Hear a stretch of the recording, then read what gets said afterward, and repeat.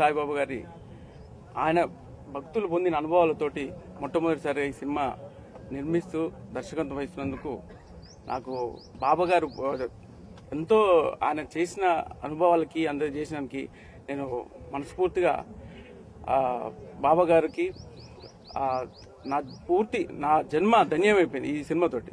ఎందుకంటే నేను బాబా గారి దేవాలయం కూడా కడుతున్నా మా ఊర్లో. ఆయన నాకు ఈ విధంగా గుడి కట్టిస్తూ ఆయన సినిమా ఈ భక్తుల అనుభవాలతోటి చేయాలి, ఈ సబ్జెక్ట్ చేయండి అని నాకు స్వప్నంలో తెలిపి ఈ విధంగా చేయమని చెప్పింది బాబా గారు. ఆయన ఆశీస్సులతోటి ఈ రోజు ఇంత గ్రాండ్గా చేస్తున్నందుకు నాకు చాలా ఆనందంతో మాటలు రాలేకపోతున్నాయి. ముఖ్యంగా మన కోట శ్రీనివాస్ గారు, రావు రమేష్ గారు, రాజలక్ష్మి గారు, సుదీప గారు, వీళ్ళందరూ ఆర్టిస్టులు, టెక్నీషియన్స్, మన సురేందర్ రెడ్డి గారు, అశోక్ కుమార్ గారు, మన చలం గారు, వీళ్ళందరి సహకారంతో ఈరోజు ఇంత గ్రాండ్గా చేస్తున్నందుకు నాకు చాలా మనస్ఫూర్తిగా హ్యాపీగా ఉంది. భాషా క్యారెక్టర్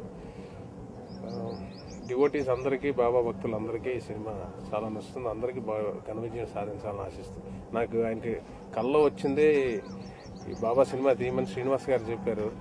మరి అలా వచ్చిన దానిలో నాకు అవకాశం వచ్చి భాషా క్యారెక్టర్ రావడం అదృష్టంగా భావిస్తున్నాను.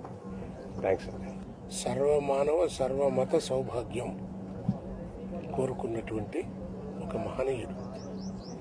ఆయన చరిత్ర తీయాలంటే పెద్ద గ్రంథకావ్యం అవుతుంది.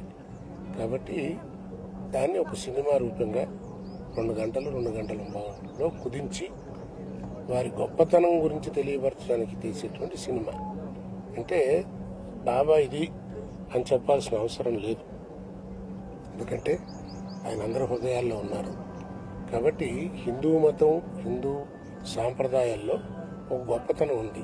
సర్వమత సౌభాగ్యం, సౌభ్రాతృత్వం, సర్వమానవ సౌభ్రాతృత్వం ఉన్నది అనేటువంటిది నిరూపించినటువంటి ఒక మహనీయుడు సాయిబాబా.